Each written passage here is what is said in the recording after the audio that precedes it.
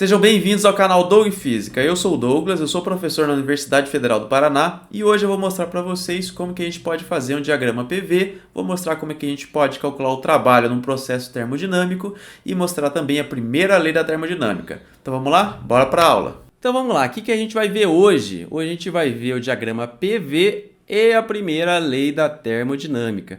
Aí você me pergunta, mas por que a gente vai ver isso aqui, Douglas? E eu te respondo. Vamos lembrar lá das aulas anteriores que a gente viu como que o calor, né, e a energia térmica eram utilizados para dilatar o material, dilatação térmica, utilizado para mudar a temperatura, que era o queimacete, mudar a fase, fazer a água evaporar, por exemplo, que era o queimole, e também a gente viu alguns processos de transferência de calor. Agora a gente quer dar um salto e começar a ver como é que os motores funcionam. Porque se você pensar no motor de um carro, motor termodinâmico, em linhas gerais, tudo que ele tem é um gás e uma diferença de temperatura e ele transforma isso em energia cinética e faz o seu carro andar. Parece meio bizarro eu falando para você aqui agora, mas juntando essa aula e a próxima aula, a gente vai entender como que a gente pega uma diferença de temperatura e transforma em energia cinética. Então, de novo, dentro do seu carro, supondo que o seu carro não seja um carro elétrico, né, que aí funciona de uma maneira diferente, seu carro é a gasolina, basicamente o que você tem? Você tem um gás que se expande e realiza trabalho.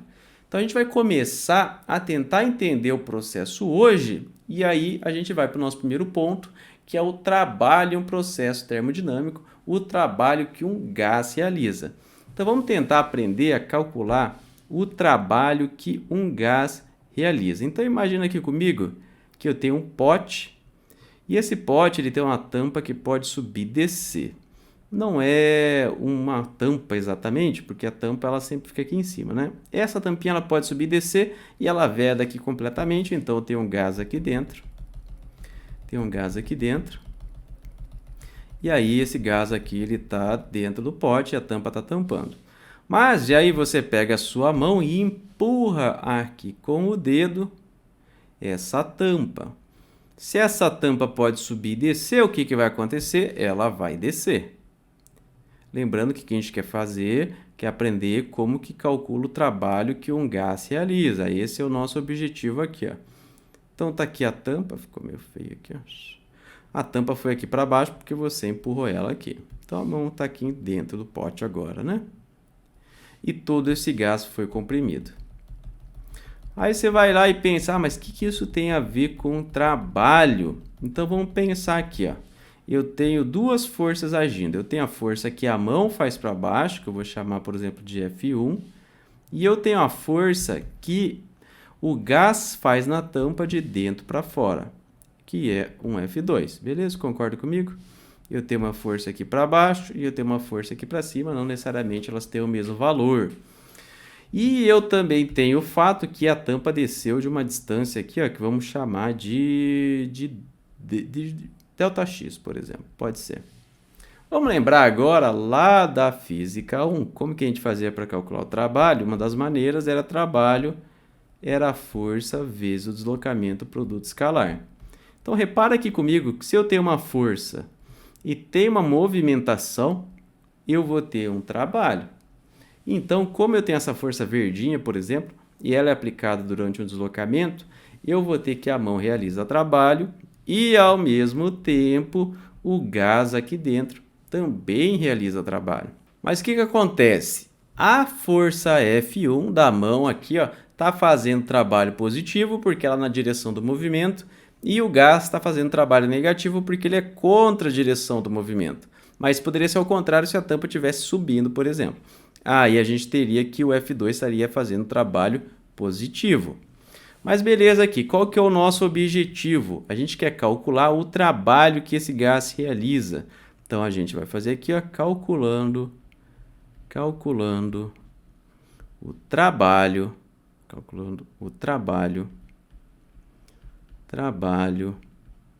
que o gás realiza. O trabalho do gás, melhor aqui, o trabalho do gás. Como que a gente vai fazer isso? A gente tem aqui uma força F2 e um deslocamento. O problema é o seguinte aqui, ó. Conforme a gente vai apertando essa tampa aqui, o que vai acontecendo? Esse gás ele vai sendo comprimido.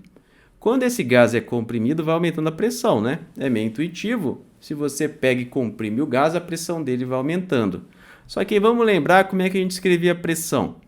Pressão era igual a força sobre área. Lembra disso aqui? Pressão igual a força sobre área. Ou seja, a força vai ser igual a pressão vezes a área. A gente fez essa continha aqui algumas vezes nos capítulos anteriores. Então, repara aqui comigo, conforme eu for apertando essa tampa, a pressão aqui de dentro vai mudando e como a pressão muda, a força também muda. Então, não posso simplesmente utilizar essa equação aqui para calcular o trabalho do gás, porque esse valor de F ele muda conforme eu vou apertando. Esse valor de F não é constante. Então, eu não posso simplesmente pegar a força e multiplicar por D, porque eu não sei que força que é essa. Na realidade, eu sei, só que a força ela tem vários valores diferentes. E aí a gente vai ter que utilizar uma abordagem de cálculo para isso. A gente vai ter que fazer esse cálculo utilizando integral. Como que a gente vai fazer isso? Lembrando, por que eu estou fazendo isso? Porque a força não é constante. Como que eu vou fazer isso? Eu vou calcular um pedacinho de trabalho e eu vou somando. Então, vamos imaginar aqui que eu empurro só um pedacinho. Aí ele desceu um pouquinho para cá. Então, desceu para cá. Aí eu empurro mais um pouquinho. Desceu para cá. E aí eu vou empurrando de pedacinho em pedacinho. Cada vez que eu empurro um pouquinho, eu faço um pouquinho de trabalho, não é isso? Então, cada vez que eu empurro um pouquinho, eu faço um pouquinho de trabalho. Então, esse pouquinho de trabalho eu posso calcular da seguinte maneira aqui, já explico melhor. F vezes o dx. O que eu fiz aqui? O que eu estou fazendo aqui para vocês? Qual que é a ideia aqui? Em vez de eu calcular sobre o trabalho nessa distância toda que eu desci aqui, ΔX, eu vou descendo um pouquinho, calculo o trabalho. Desço um pouquinho, calculo o trabalho. Desço um pouquinho, calculo o trabalho. E aí, no final das contas, eu somo todo esse trabalho. Como que eu somo isso? Através de uma integral aqui. Então, eu pego cada pedacinho que eu empurrei, desci um pouquinho. Cada vez que eu desci um pouquinho, eu calculei o trabalho e deixo ele guardado. Aí, no final, eu somo todos esses trabalhos. Por que eu vou fazer isso? Porque se eu desço só um pouquinho aqui, um pedacinho super pequeno, eu posso meio que aproximar que a força é a mesma nessa descida. Vou repetir todo o argumento aqui. O que a gente quer fazer? A gente quer calcular o trabalho que esse gás está realizando. Só que a gente não consegue fazendo simplesmente a multiplicação da força pelo deslocamento. Porque conforme eu for apertando essa tampa, a pressão do gás dentro vai mudando, né? Vou comprimindo um gás, a pressão dele aumenta. E aí, ou seja, a força que eu estou sentindo aqui na tampa, ela vai depender da posição que eu estou.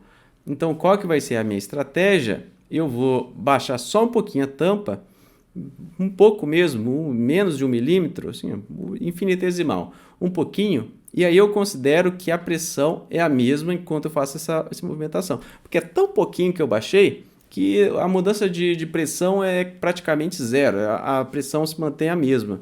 Então, como eu desci só um pouquinho, a pressão se mantém a mesma. Então, eu desço um pouquinho, calculo utilizando aquela pressão e anoto o valor. Aí eu desço mais um pouquinho, calculo o trabalho, anoto o valor. E eu vou fazendo isso até eu chegar na posição final. Então, cada vez que eu desço um pouquinho a tampa, eu tenho um trabalho infinitesimal. Esse D aqui é um pouquinho de trabalho. Esse D quer dizer que é um trabalho infinitesimal. Como que eu faço isso? Eu pego a força que eu tenho e multiplico por uma descida muito pequenininha. Então, é isso que eu estou fazendo aqui. Eu estou calculando um pouquinho de trabalho, descendo um pouquinho a tampa.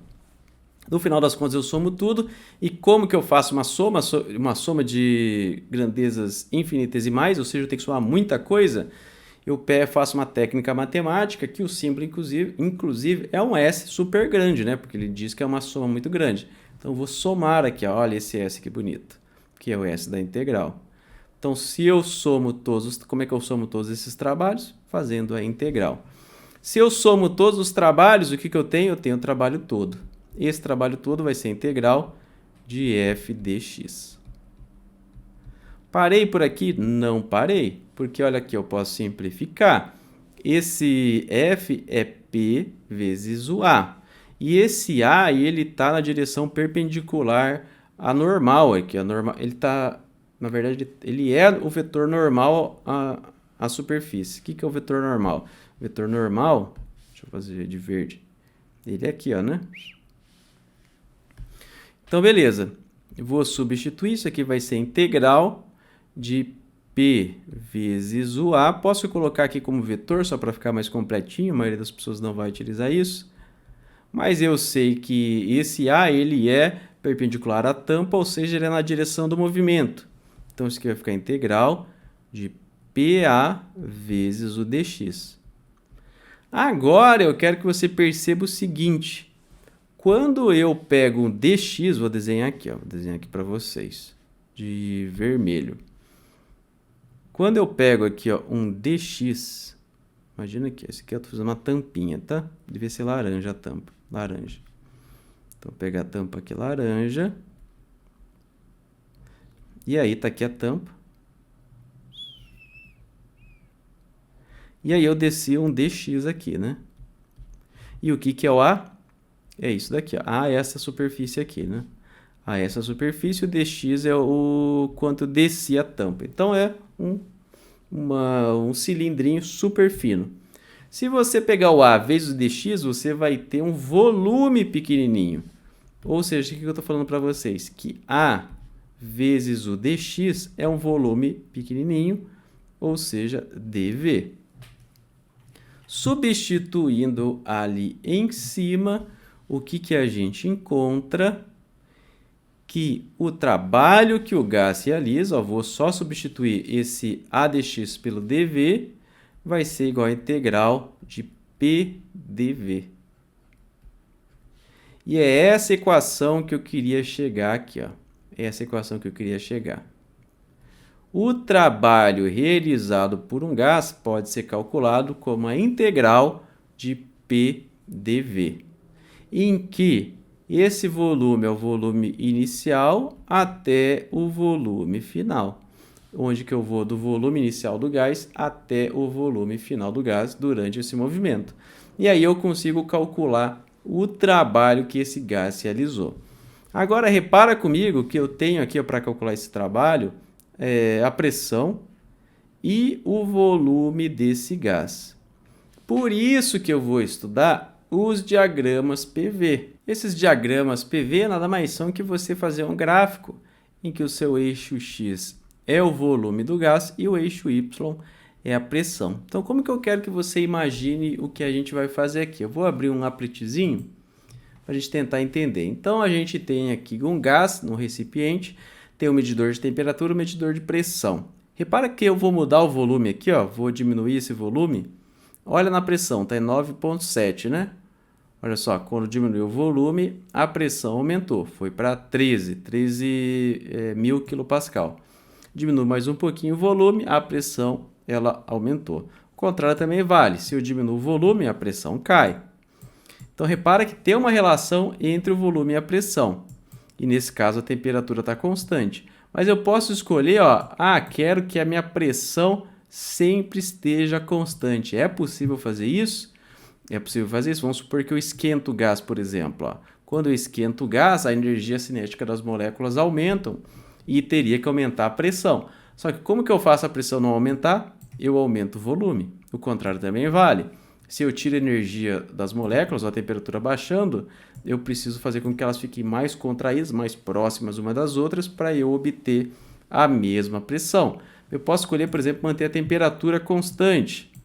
Aí, quando eu aumento o volume, eu tenho que aumentar essa temperatura também, porque quando aumenta o volume, a temperatura deve cair. E assim por diante. Então, eu tenho várias possibilidades em que eu posso fazer no meu sistema. Opa, a tampa explodiu aqui. Então, eu tenho várias opções que eu posso fazer com o gás aqui. Eu posso aumentar o volume, mexer na pressão, aumentar a temperatura, baixar a temperatura.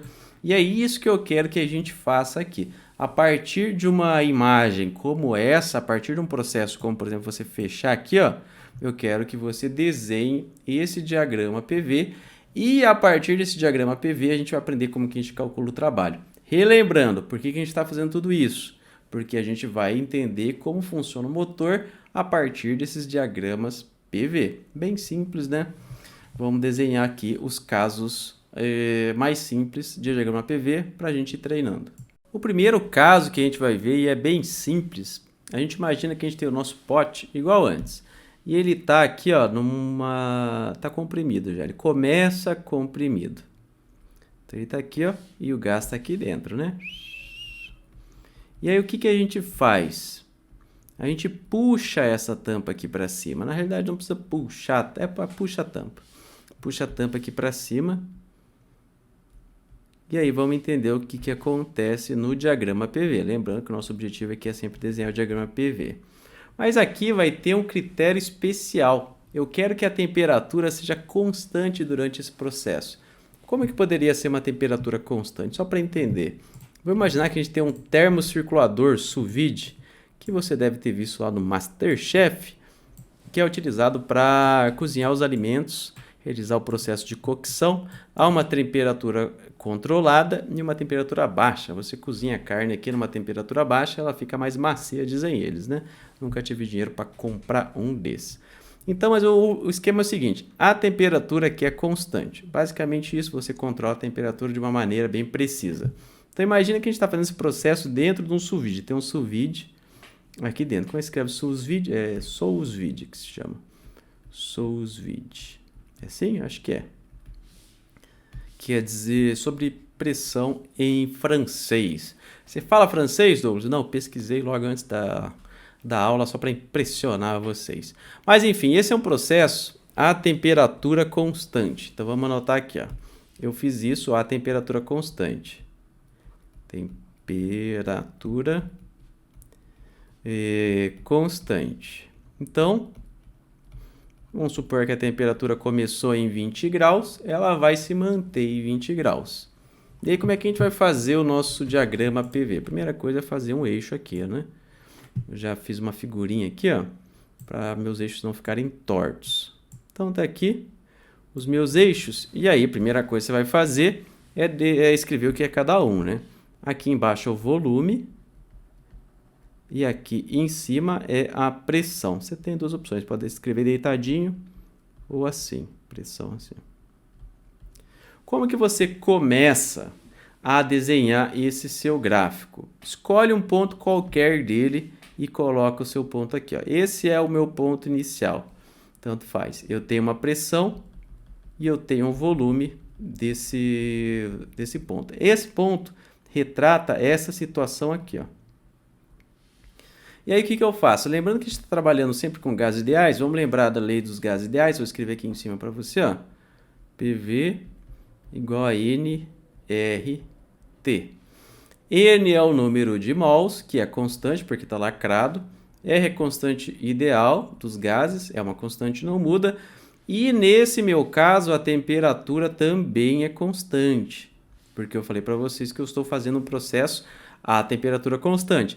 Precisa ser sempre a temperatura constante? Não, pode ser a temperatura para mudar como você quiser, não tem problema. Aí o que eu tenho certeza que eu fiz aqui, ó? Eu aumentei o volume, não aumentei o volume? Ó? O volume aumentou. Se o volume aumenta, esse ponto vermelho ele tem que ir para a direita, não é isso? O ponto vermelho ele tem que ir para a direita porque o volume com certeza aumentou. Mas repara que essa multiplicação P vezes V ela é constante, porque todo esse lado da equação tem valores constantes. N é constante, R é constante, T é constante, então P vezes V tem que dar o mesmo valor.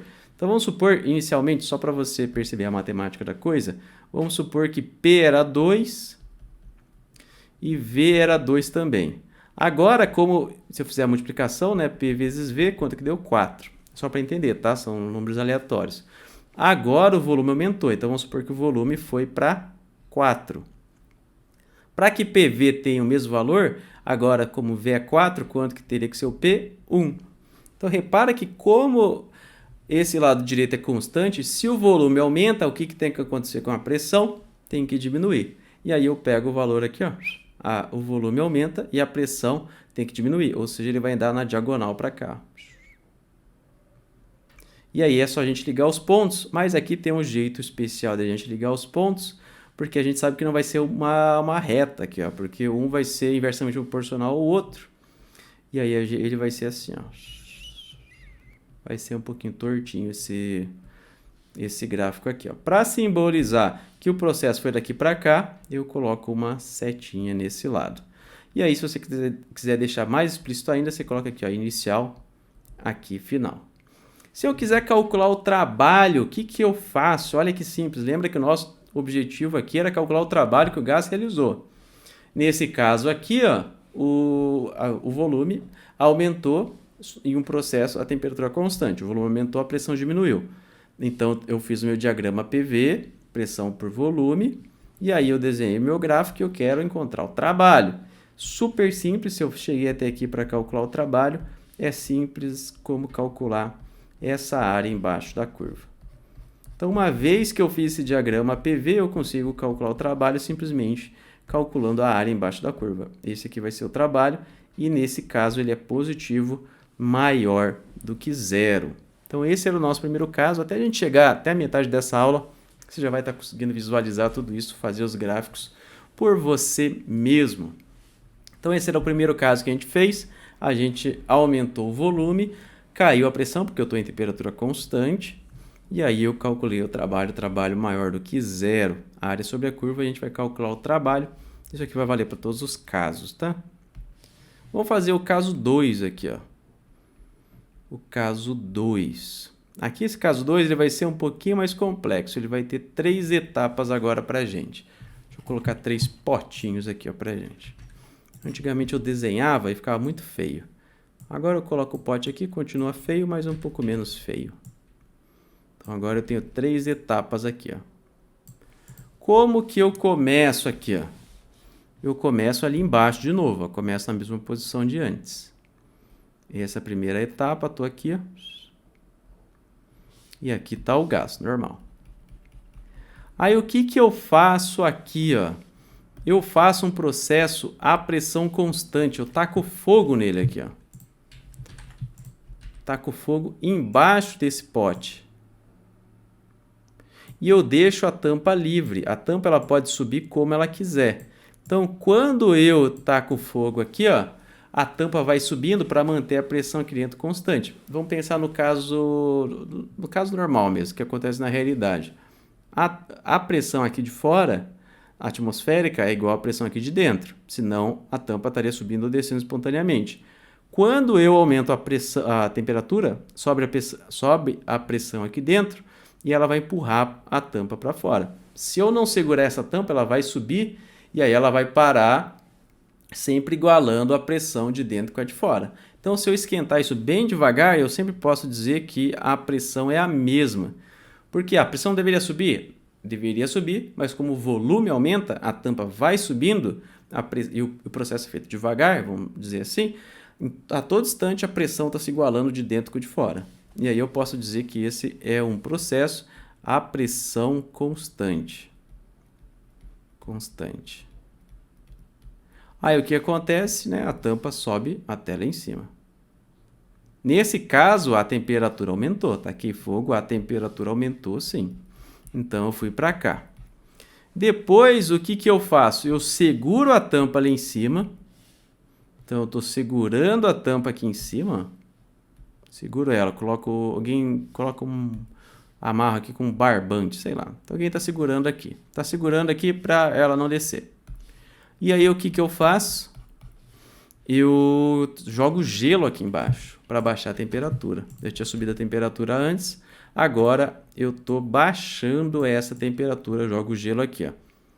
Se eu estou segurando a tampa, esse é um processo ao quê? Processo a volume constante. A volume constante. Então, primeiro, o que eu fiz aqui, ó? Estou colocando vários processos, no começo é mais difícil de entender, mas depois você pega o jeito e consegue perceber as coisas mais facilmente. Então vamos lá. Primeiro eu estava na minha situação inicial, eu taquei fogo. Deixei a tampa livre. Então a tampa pode subir ou descer como ela quiser, mantendo a pressão aqui de dentro constante. A tampa subiu porque eu aumentei a temperatura. Depois que ela subiu, eu seguro aqui, ó, e taco o gelo. Ou seja, eu mantenho o volume constante e eu baixo a temperatura. Vamos fazer nosso diagrama PV? Vamos fazer o diagrama PV. Será que a gente consegue? Consegue sim. Então tá aqui o eixo. Estou me cobrindo quase. Não, aqui tá bom. Pode ser nesse pedacinho mesmo. Então vamos lá. Primeiro a gente coloca os eixos. Se você quiser, você pode simplesmente colocar um V aqui e um P. A princípio você deveria colocar qual é a unidade, mas como nesse exercício a gente está fazendo ele genericamente, não precisa colocar a unidade. Então vamos lá. Primeiro você começa da mesma maneira, você escolhe um ponto, esse é seu ponto inicial. Esse ponto representa essa situação aqui, ó. Aí o que acontece? Vamos olhar. A pressão muda? Não muda, daqui para cá, ó. Mas o volume aumenta. Então, olha só. Eu preciso que a pressão se mantenha a mesma, já que ela é constante, e o volume aumente. Ou seja, eu estou andando aqui, ó, na horizontal. Então, daqui, ó, eu fui para cá. O que eu estou escrevendo aqui, ó, daqui para cá? Eu estou escrevendo um processo, uma expansão à pressão constante. Então, fui daqui para cá, ó. Ah, mas agora não tem aquela curvinha torta? Não tem, porque a pressão não muda, então tem que ser horizontal. A pressão tem que ser a mesma. Aqui, em vez de colocar inicial e final, vou colocar, por exemplo, A, aqui é o B, ponto B, porque eu tenho 3 pontos. Então, esse ponto B representa essa situação aqui, ó. E esse é o ponto A, representa essa situação aqui. Você pode colocar inicial e final depois, no primeiro e no último, né? Porque aqui a gente vai ter 3 pontinhos. Agora, eu seguro esse volume. O volume não muda mais. Então, o volume não pode mudar. Mas eu diminuo a temperatura. Se eu diminuo a temperatura, olha a equação aqui, ó, PV igual a nRT. Vamos escrever aqui em cima. PV igual a nRT. Se eu fixo o meu volume e a temperatura baixa, o que tem que acontecer com a pressão? Cair também. Então, ó, eu vou ter o mesmo volume e a pressão ela vai cair. Então, uma linha vertical para baixo. Está aqui o meu terceiro ponto. Depois, quando você tiver as unidades, tiver valores, aí você coloca no tamanho certinho, tamanho bonitinho. Mas, nesse caso aqui, ó, a gente não precisa, a gente só quer entender qual que é esse gráfico. Qual que é o trabalho desse processo? De novo, é a área embaixo da curva. De novo, essa é a área embaixo da curva. E esse é o trabalho que eu realizei. E esse trabalho é positivo novamente. Só repara uma coisa aqui, ó. Se eu, em vez de ter ido de B para C, eu tivesse parado em B, mudaria o trabalho? Vou fazer aqui, ó, pequenininho, só para você entender o que eu quero dizer. Vamos supor que o meu gráfico, em vez de ser aquele gráfico lá, ele fosse só daqui, ó, daqui para cá, de A para B. Qual que seria o trabalho? Seria também a área embaixo da curva aqui, ó. E daria exatamente na mesma. Esse aqui é o trabalho maior que zero. Porque a gente tem que, quando o volume não muda, a gente não tem a realização de trabalho. Então, nessa perninha aqui, ó, em que o volume não muda, isso aqui é irrelevante para o trabalho. Essa parte aqui não realiza trabalho. De novo, vamos repetir tudo para a gente entender esse caso 2 aqui, que ele já é um pouco mais complexo. Primeiro, comecei em qualquer ponto aqui, aí eu aumentei a temperatura a pressão constante, ou seja, uma linha horizontal. Cheguei aqui em cima, segurei e taquei gelo. Aí o que acontece? O volume permanece o mesmo, mas a pressão cai. Aí desenhei aqui para cá. Então, esse era o caso 2 que a gente tinha. Vamos para o caso 3 agora. O caso 3 também tem 3 pedacinhos aqui. Vou liberar o quadro todo para ficar mais fácil caber os desenhos maiores aqui. Beleza. Agora eu estou no caso 3. Caso 3. E agora eu vou precisar de 3 potinhos de novo. Aqui um potinho. Aqui o outro potinho. E aqui o outro potinho. Então agora, o que que eu tenho aqui? Onde que eu vou começar esse meu caso? Eu vou começar ele no mesmo lugar de sempre, tá? Vou começar ele no mesmo lugar de sempre. Tá aqui. Começou aqui embaixo. E aí, o que que eu faço agora? O que que eu vou fazer, ó? Eu vou segurar aqui a tampa e eu vou jogar gelo nele. Então, tô jogando gelo aqui, ó. Tô jogando gelo e ele tá aqui, ó, a volume constante, né? Porque eu tô segurando ali. Então, nesse caso, o volume é constante. Aí, para onde que ele vai? Nada, né? Ele só vai mudar a temperatura e a pressão, mas ele vai estar no mesmo lugar aqui. Você não vai notar diferença nenhuma. Aí, o que que você faz quando ele está nessa situação aqui, ó? Você solta essa tampa e joga fogo ali embaixo, mas um fogo bem fraquinho.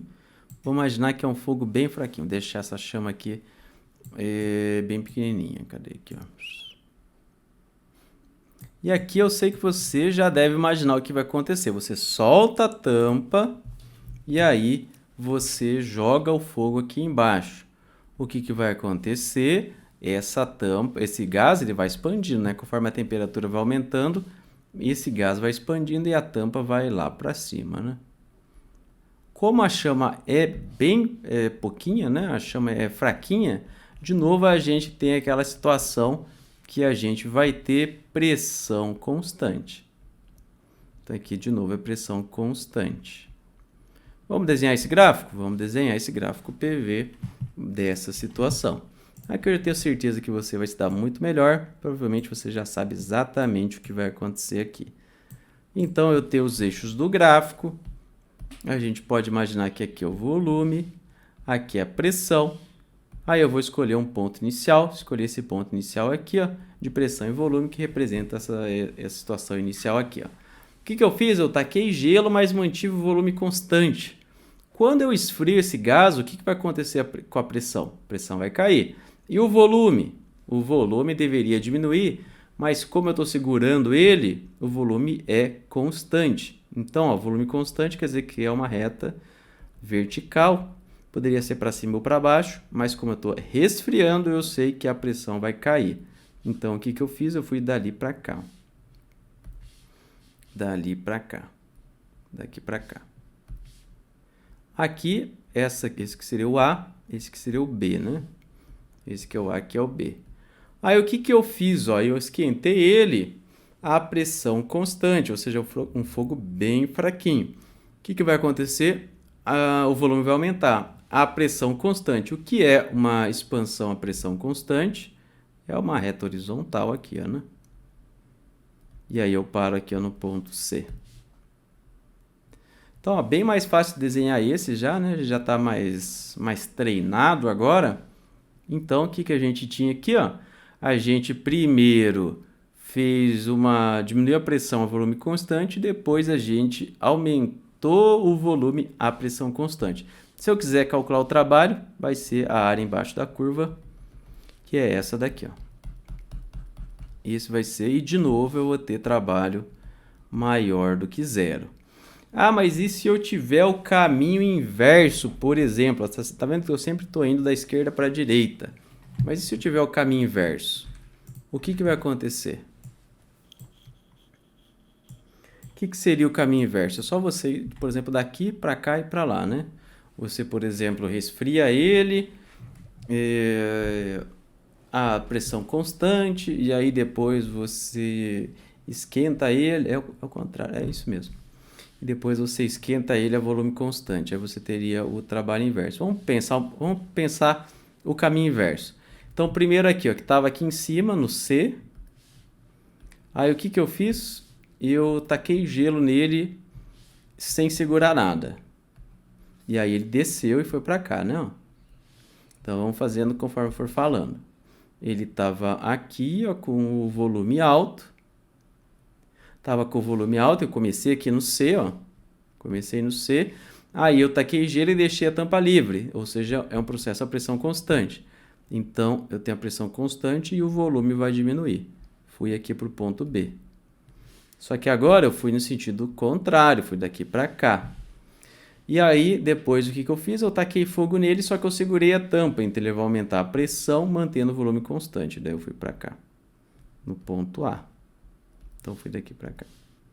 Repara que agora eu estou fazendo o caminho inverso. caminho inverso.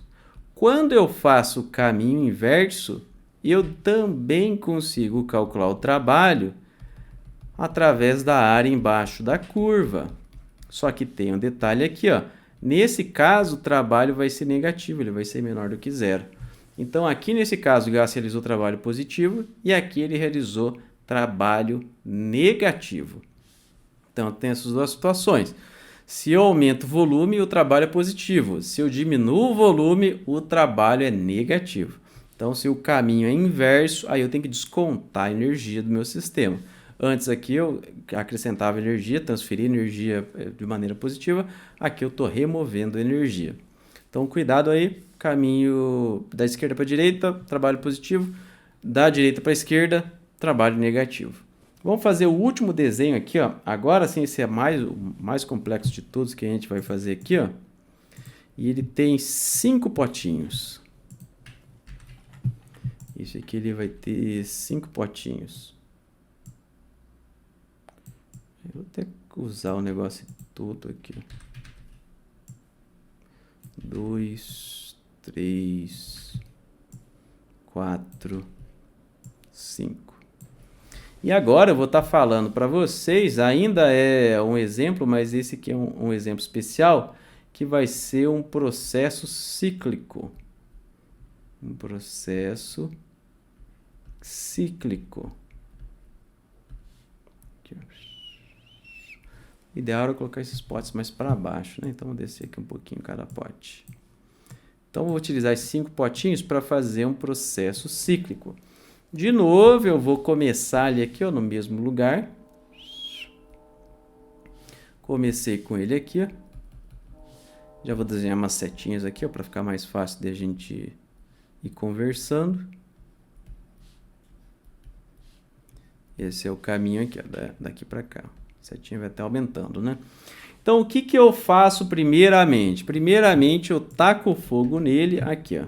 Mas é um fogo fraquinho. É aquele fogo que faz você aumentar o volume à pressão constante. Então, o que que aconteceu? Ele aumentou aqui, ó, né?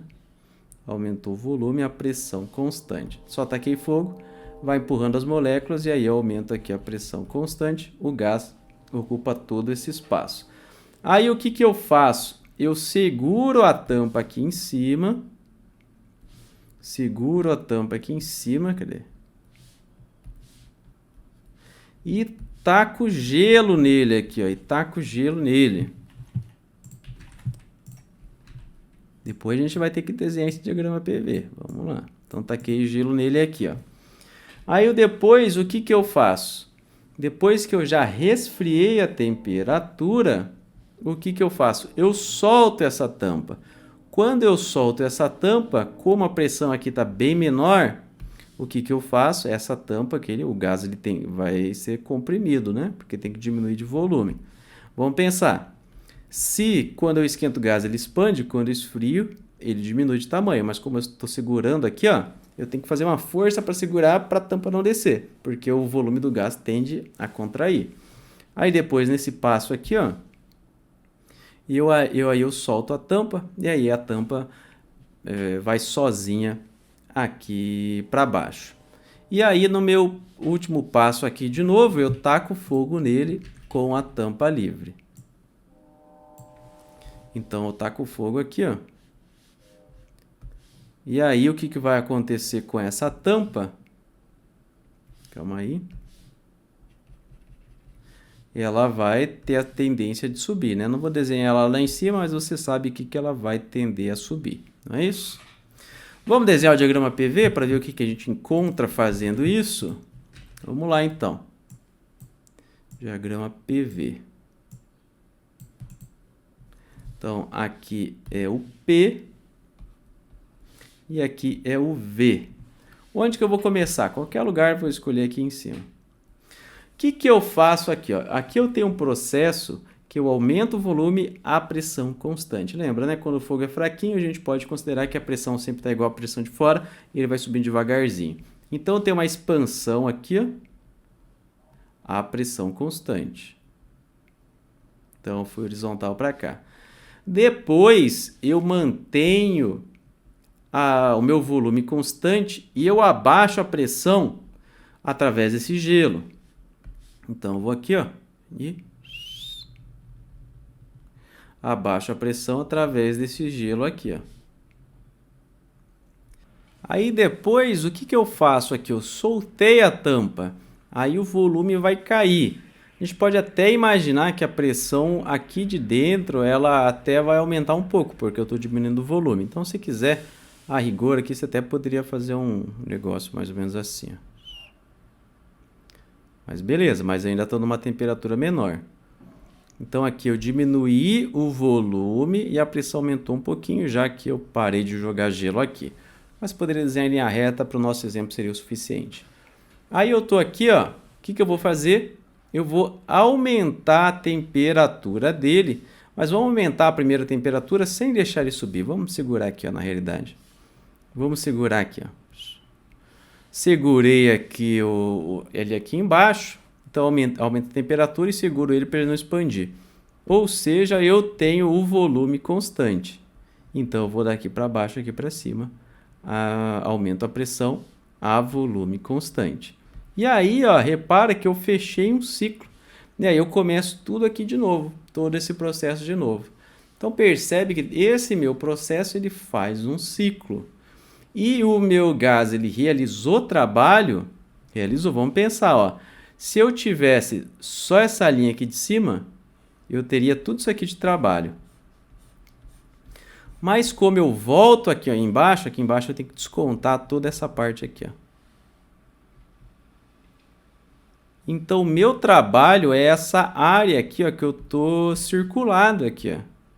Em um processo cíclico, esse vai ser o trabalho que eu vou ter. Então, aqui, o que eu mostrei para vocês? Eu mostrei um exemplo que como a gente pode gerar o trabalho utilizando um gás aqui e utilizando diferença de temperatura. Olha só, diferença de temperatura do fogo com do gelo.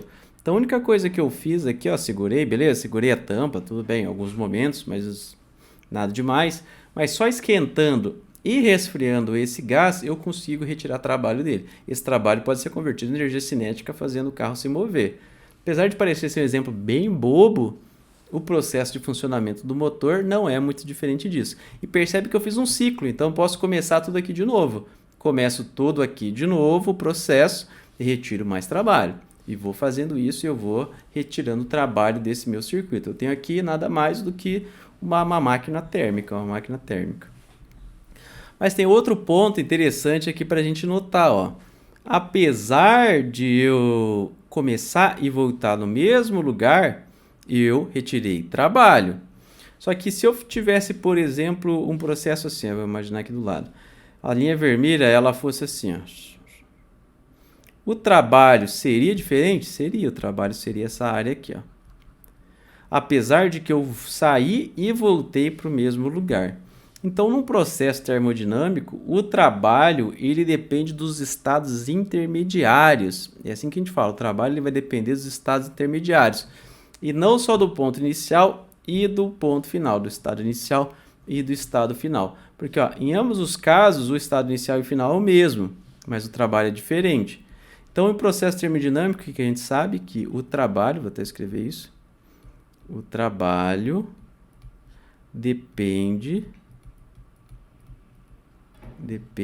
dos estados intermediários. Estados intermediários. E não apenas dos estados inicial e final. E não apenas dos estados inicial e final. Mas por que eu estou escrevendo isso? Porque essa vai ser a motivação para a gente declarar a nossa primeira lei da termodinâmica. Vai ser uma das motivações, não a motivação, mas uma das motivações para a gente declarar a primeira lei da termodinâmica. Porque apesar do trabalho ser dependente do caminho aqui, ó, dos estados intermediários, existe uma quantia que é independente. Eu vou escrever ela aqui, ó, pra gente. Cadê aqui, ó? Então a gente já está falando aqui, ó, da primeira lei da termodinâmica. A gente mudou um pouco o assunto aqui. Então a gente está falando da primeira lei da termodinâmica.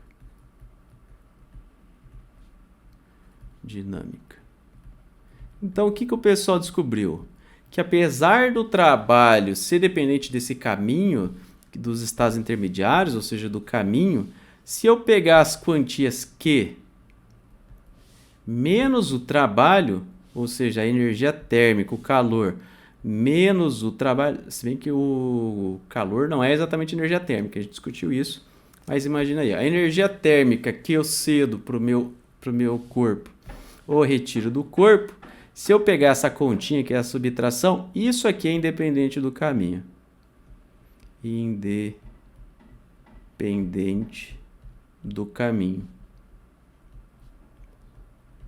E aí eu pego essa quantia e eu chamo isso de variação de energia interna. Então eu vou pegar esse Q menos W, eu sei se eu vou escrever aqui embaixo, espera aí. Eu pego esse Q menos o W e eu chamo isso de variação de energia interna. Variação de energia interna.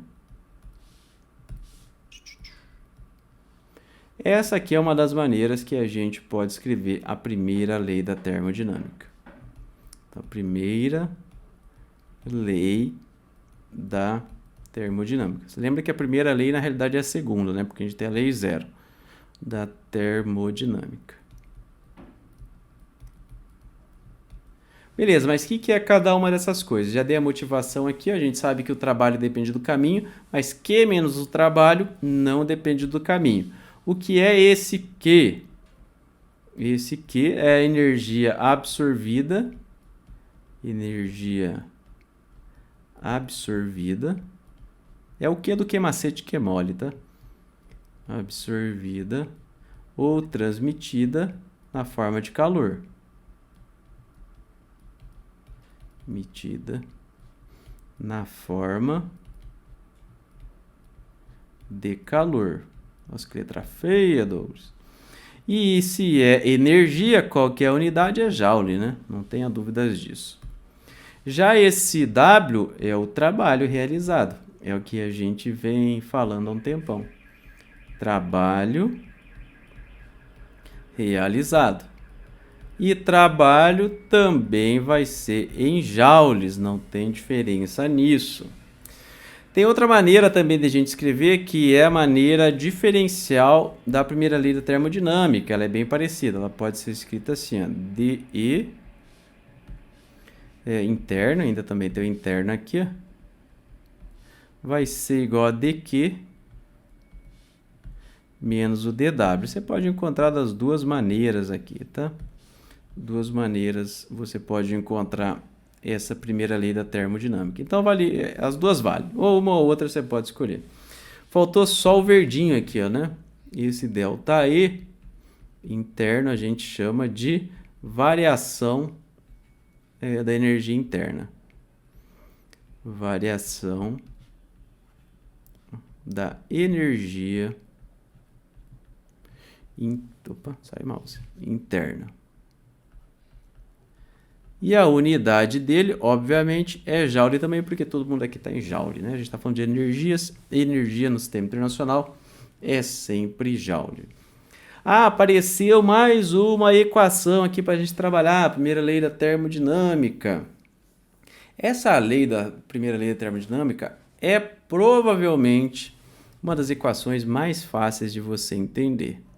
Vou dar alguns exemplos aqui para a gente, para você conseguir memorizar ela sem problema algum.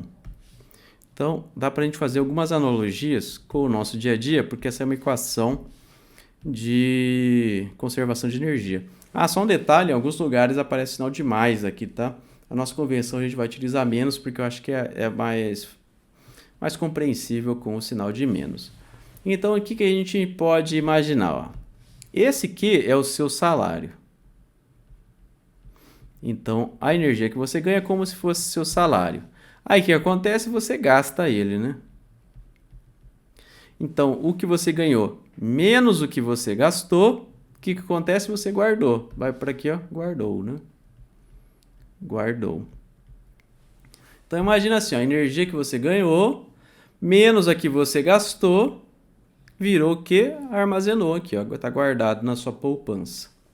Não guarde dinheiro na poupança, tá, gente? Poupança, ela rende muito pouco e o risco é o mesmo de um CDB, por exemplo, que te rende mais. Então, se você estiver pensando em guardar dinheiro, se você não quiser arriscar na Bolsa de Valores, você pode investir em renda fixa que paga melhor do que a poupança, tá? Então, aqui é o CDB, guardou, colocou no CDB. Mas qual que é a ideia aqui? É conservação. O que você ganha menos o que você gasta é o que você armazenou aqui, que virou energia interna. Ah, mas eu gosto de educação física, então imagina assim, ó, as calorias que você comeu, aí você come, aí você faz esporte, menos o que você gastou.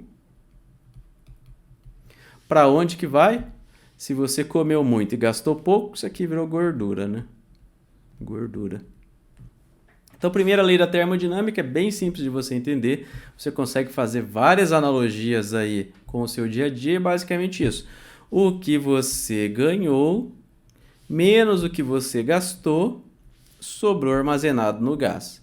Então, a energia que você ganhou menos o trabalho que você realizou está armazenado no seu gás. A gente chama isso de variação da energia interna e essa é a primeira lei da termodinâmica. Então, se baseando nessa primeira lei da termodinâmica, vamos ver alguns casos especiais de processos termodinâmicos que a gente pode ter. Então, vou deixar aqui do lado a tela. Vamos ver alguns casos especiais. Tenho certeza que você já ouviu falar deles e a gente vai olhar eles do ponto de vista da primeira lei da termodinâmica. Então, vamos aqui, ó, casos especiais.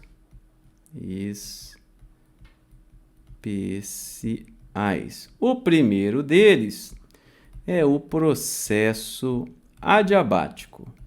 Processo adiabático. Esse processo adiabático, o que ele tem de especial nele? Ele tem que não tem transferência de calor. Então, no processo adiabático, Q igual a zero. Essa aqui é a característica do processo adiabático. E aí, se a gente olhar aqui, ó, a primeira lei da termodinâmica, o que a gente vai ter? Variação da energia interna vai ser igual a zero, porque o Q é zero, menos W, né? Ou seja, a variação de energia interna vai ser igual a menos o trabalho. Então, essa é o que a gente tem observando a primeira lei da termodinâmica para um processo adiabático. Outro processo que a gente pode ter aqui, ó, processo a volume constante. A volume constante. O que tem de especial no processo a volume constante? Vamos lembrar como é que a gente calcula o trabalho? Trabalho é igual a integral de PDV. Se eu não tenho variação de volume, se o volume é constante, quanto que dá esse trabalho? Zero.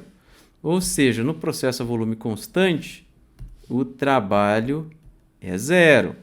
Então, o que eu tenho? Através da primeira lei da termodinâmica, que a variação de energia interna é quanto eu recebi de calor. Então, todo o calor que eu recebi vai ser armazenado, já que eu não realizo o trabalho de maneira nenhuma. Então, essa é a característica especial do processo a volume constante. Mais um aqui, ó, processo cíclico. Processo cíclico. No processo cíclico, o que eu tenho de especial? Eu tenho que a variação da energia interna é zero. Se você lembra como a gente definiu aqui, como a gente começou a falar da primeira lei da termodinâmica, eu falei para vocês que Q menos W ele era independente do caminho. Ele só dependia do ponto inicial e do ponto final. E num processo cíclico, o ponto inicial e final é o mesmo. Então, a única maneira disso ser verdade é se o ΔE interno for igual a zero. Então, a variação de energia interna no processo cíclico é zero. Outra maneira de você pensar isso é você imaginar o motor de um carro. Ele vai fazendo ciclos, né? Cada vez que ele gira é um ciclo motor. Imagina que se ele tivesse armazenando energia a cada ciclo, ia dar umas 6 rotações, 7 rotações, o motor ia explodir. Não é isso? Então você, num processo cíclico, você tem que começar e voltar no mesmo lugar e você não pode armazenar energia, não pode mudar o seu sistema. Senão, depois de alguns poucos ciclos, a sua máquina térmica vai deixar de funcionar. Então, em processo cíclico, a variação de energia interna é zero. E aí, trabalhando com essa equação, a gente vai ter que zero vai ser igual a Q menos W. Ou seja, Q é igual a W, né? Passando o W para o outro lado, a gente vai ter que Q é igual a W. Sobrou um aqui, o último deles, que é a expansão livre. Expansão livre. Essa expansão livre, ela é aproximadamente você expandir algo muito rapidamente. Quando você expande algo muito rapidamente, você não tem absorção de calor. Você também não vai ter trabalho, porque ela está livre, essa expansão. Opa, faltou colocar igual a zero. O Q vai ser igual a zero. Como ela está livre, essa expansão, você também não vai ter trabalho sendo realizado. E você, por consequência, você também não vai ter variação de energia interna. Então, são esses os 3 processos especiais aqui, ó. Esses 3 primeiros aqui, na verdade, acho que todos você já ouviu falar. Com certeza, adiabático no ensino médio, que mais se fala de processo adiabático. Se você faz química também, você vê isso o tempo todo. Então, esses são alguns casos especiais de processos termodinâmicos e a gente avaliou eles a partir da primeira lei da termodinâmica. Eu sei que eu falei muita coisa, bastante informação e a gente não fez exercício, então vamos fazer um exercício e depois a gente segue aí a nossa aula. Esse aqui é o 43 do capítulo 18. Ele fala assim para a gente: nessa figura aqui, uma amostra de gás se expande de V0 para 4V0, enquanto a pressão diminui de P0 para P0 sobre 4. Se V0 é igual a 1 metro cúbico e P0 é igual a 40 pascal, qual é o trabalho realizado pelo gás se a pressão varia com o volume de acordo com a trajetória verde, trajetória amarela e trajetória rosa? Então ele quer calcular o trabalho em cada uma dessas situações. Vamos lembrar o trabalho que o gás realiza? Ele pode ser calculado como integral de PdV. Mas como a gente já tem esse gráfico PV, esse diagrama PV, fica muito mais fácil para a gente calcular o trabalho. Tudo que a gente vai ter que fazer é calcular a área sob a curva. Então, por exemplo, nessa trajetória verde, tudo que eu tenho que fazer é calcular essa área verdinha aqui, ó, que eu estou pintando para vocês. Então, o que eu vou precisar? Eu preciso achar a área desse retângulo. Então, primeiro vamos pensar aqui, ó, essa base aqui são quanto? É 3V0, né? Porque é 4V0 menos V0, 3V0. Já a altura é tudo isso aqui, né? Que é P0. Então, para calcular o volume, é simplesmente fazer a base vezes a altura, ou seja, 3V0 vezes o P0. Ah, é só isso? Só isso? É bem simples esse exercício aqui. Então, aqui eu estou calculando o trabalho realizado, é só substituir os valores. O volume já está no sistema internacional, o V0, 1 metro cúbico, e a pressão também já está em Pascal, que é o sistema internacional. Então, vai ser 3 vezes 1 vezes 40, que é igual a 120. Que unidade que vai dar? Unidade de trabalho. Joules. Como que eu sei que vai dar joule? Porque eu sei que volume está no sistema internacional e eu sei que a pressão também. Então, se eu misturo só coisas no sistema internacional, o resultado também vai estar no sistema internacional. Essa é a resposta da letra A.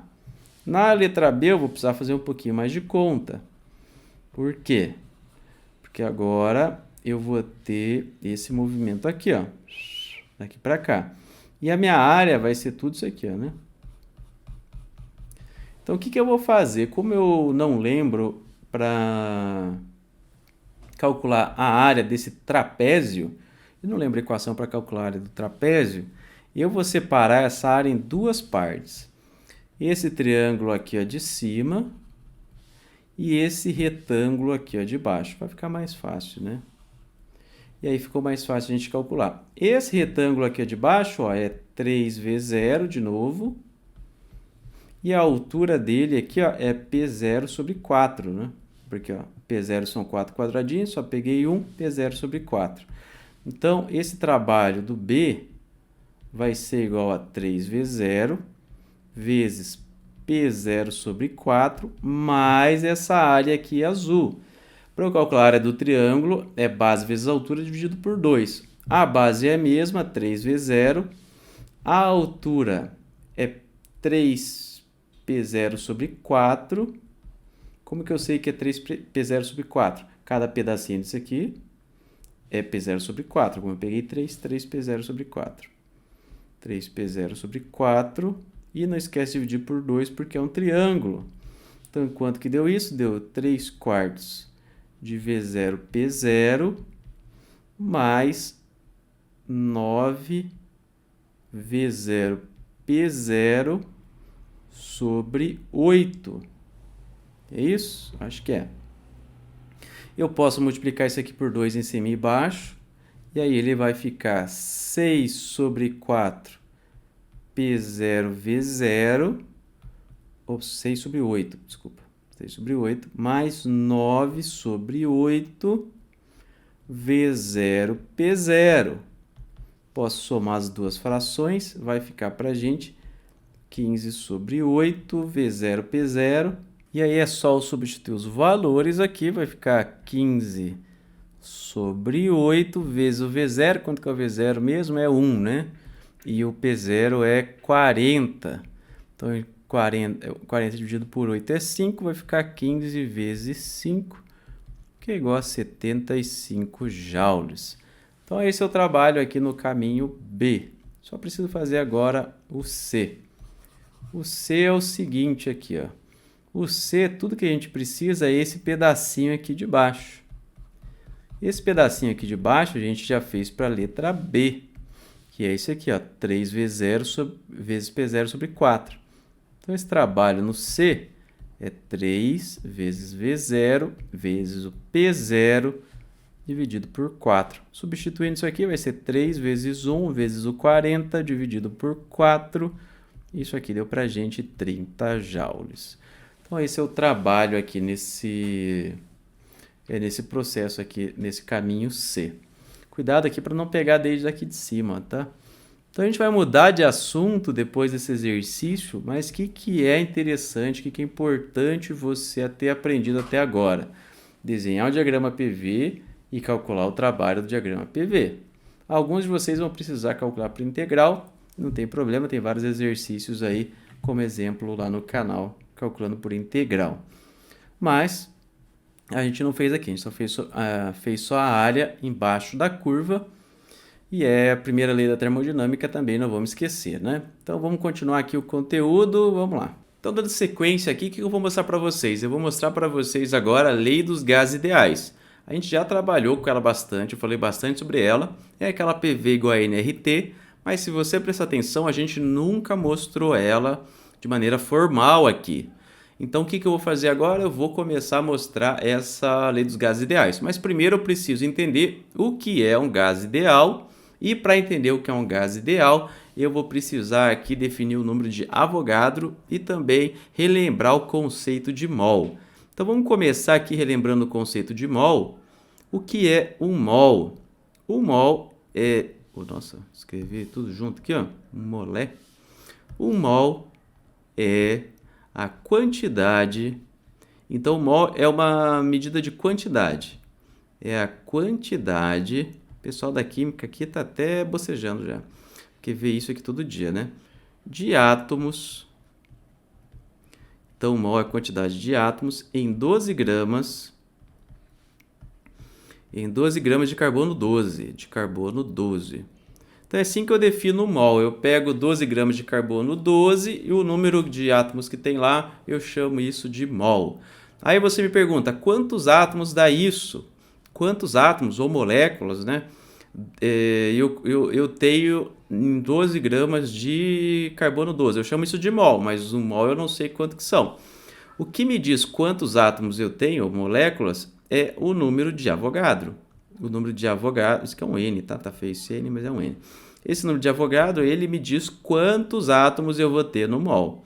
Então, eu vou ter 6,02 vezes 10 na 23 átomos a cada mol. Então, é basicamente isso. Então, repetindo aqui, ó, 1 mol, eu pego, é o que o pessoal definiu, tá? Isso aqui não tem nenhuma razão universal de 1 mol valer isso aqui. Isso aqui é o que é convencional, é uma convenção, a gente convencionou chamar isso de mol. Então, eu pego 12 gramas de carbono 12 e o tanto de átomos que tem lá eu chamo de mol. Então, aquela quantidade é o mol.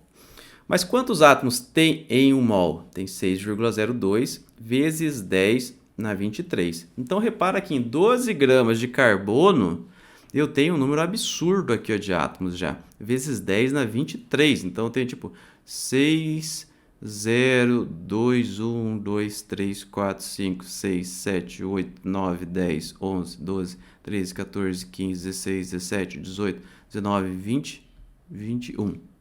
É isso. Se eu não errei nada, os números de zero. Então, repara que é um número praticamente infinito para o que você pode imaginar, porque os átomos são muito pequenos. Então, em 12 gramas, que dá o que? Uma tampinha de refrigerante, você tem tudo isso aqui de átomos, né? Então, repara como o átomo é pequeno e qual é a quantidade de moléculas que a gente tem no nosso universo. É gigantesco, né? Então, beleza, a gente define o mol dessa maneira e aí já vem o número de Avogadro também. Então, se você quiser escrever aqui, ó, o mol, ele tem 6,02 vezes 10 na 23 átomos. Então, são coisas equivalentes aqui. Mas o número de Avogadro em si é só esse número aqui, ó, 6,02 vezes 10 na 23. É o número. O mol é uma quantidade de alguma coisa. Vamos relembrar aqui só algum conceito bem interessante, porque eu falei para vocês que é carbono 12. O que isso quer dizer? Ó? Geralmente, quando a gente escreve um átomo, se a gente quiser escrever de maneira completa, a gente colocaria assim, ó, 12 e um 6 aqui. Ó. Já viram isso aqui? Ó, que tem dois índices. Esse aqui de cima é o número de massa, que a gente chama. Número de massa. E esse aqui de baixo é o número atômico, que a gente chama. Número atômico. E eu percebi, fazendo perguntas no meu Instagram, que a maioria das pessoas não entende isso. Mesmo pessoas da química, mesmo que da graduação em química, não entendem exatamente o que isso quer dizer. Então vamos lá para o basicão aqui, para você entender e não esquecer mais. O que é um átomo? O que é um átomo para a gente? De maneira simplificada, retirando um pouco a física quântica do negócio, que a gente vai ver só depois, um átomo ele tem um núcleo e nesse núcleo eu tenho prótons. Nesse núcleo eu tenho nêutrons.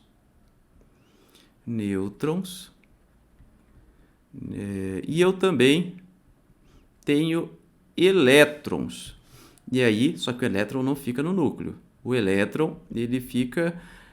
não fica no núcleo, fica numa nuvem eletrônica na realidade aqui, mas você pode imaginar que ele está circulando aqui ao redor do núcleo. O elétron, ele é muito menor do que um próton ou um nêutron. O elétron, ele é tipo 1000 vezes menor do que um próton ou um nêutron. Então, ele é um outro tipo de partícula.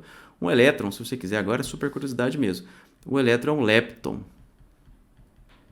Já prótons e nêutrons não são leptons, eles são hadrons. Eles são compostos de quarks, então eles são de famílias diferentes de partículas. Mas enfim, um átomo ele é composto basicamente, depois você pode imaginar que o prótons e nêutrons têm subdivisões, porque tem quarks aqui dentro, mas isso não é relevante para a gente agora.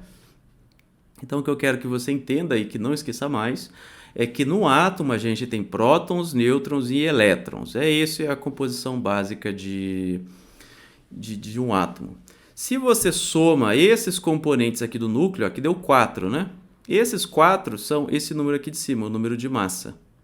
Então, o número de massa é o número de componentes que eu tenho aqui no núcleo atômico.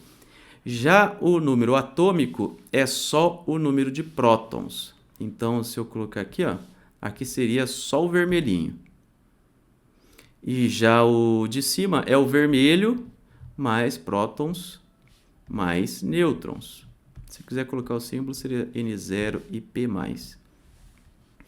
Então, o número de massa é o número de prótons e o número de nêutrons. E como que a gente classifica os elementos químicos na tabela periódica e como a gente fala que um elemento químico é diferente do outro?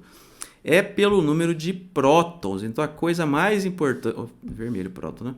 A coisa mais importante aqui, ó, é o número de prótons. Então, por exemplo, se você tem o hidrogênio ele vai ter um próton. Aí depois você tem o hélio, que tem 2 prótons. Aí depois você tem o que? O lítio? É isso? Acho que é o lítio, se eu não me engano. O lítio, que ele vai ter 3 prótons. Depois confere aí comigo. Aí depois você tem 4 prótons. Vou até conferir que é o bário, que é 4 prótons, é isso? Vou conferir aqui pra gente, para não falar besteira, a tabela periódica. Berílio. Aí depois você tem 4 prótons, você tem o berílio. E assim por diante. Então a tabela periódica ela é classificada em termos do número de prótons. Ah, mas e se eu tiver, por exemplo, um lítio? Ó, vou desenhar um lítio aqui para vocês. O lítio ele tem 3 prótons e ele pode ter 3 nêutrons no seu núcleo atômico. Beleza, isso aqui é lítio? É lítio. Mas se eu tiver 3 prótons e eu tiver 2 nêutrons só em vez de 3, como que eu chamo isso? Lítio também. Só que esse aqui é um isótopo do lítio. Cada um desses, na realidade, é um isótopo do lítio. Porque a gente define cada elemento químico a partir do número de prótons. O número de nêutrons pode mudar. Então, se o número de nêutrons muda, não tem problema. Mas dependendo aqui do número de prótons que eu tenho, se eu mudo o número de nêutrons, o átomo fica instável e aí ele pode decair e ele vira radioativo, né? Ele decai e ele vira outro elemento químico. Todos os elementos pesados acima do chumbo, todos eles são radioativos. Todos eles depois de um tempo, eles viram outra coisa porque eles são estáveis. Então, no nosso universo, a gente tem um limite no qual a gente pode ir juntando prótons aqui no meu átomo. Se eu aumento muito o número de prótons, o átomo ele fica instável e, eventualmente, ele vai virar outra coisa. Então, nesse caso aqui, se você olhar, eu coloquei o carbono 12. Esse aqui é o carbono em que o número de massa é 12. Se você vai fazer datação radioativa, geralmente você usa qual carbono? Carbono 14. Carbono 14, já deve ter ouvido falar bastante dele. Então, cuidado aqui. Uma coisa que eu percebi que pouca gente sabe é que a tabela periódica é organizada em termos do número de prótons. É isso que define o elemento. Inclusive, todo podcast que vai alguém de ciência sempre pergunta: mas será que a gente vai conseguir descobrir um outro elemento químico em outro planeta? Provavelmente não, porque a gente já descobre elementos químicos super pesados. Acho que a gente está... Depois, o urânio é 92, aí a gente tem Mendeleev.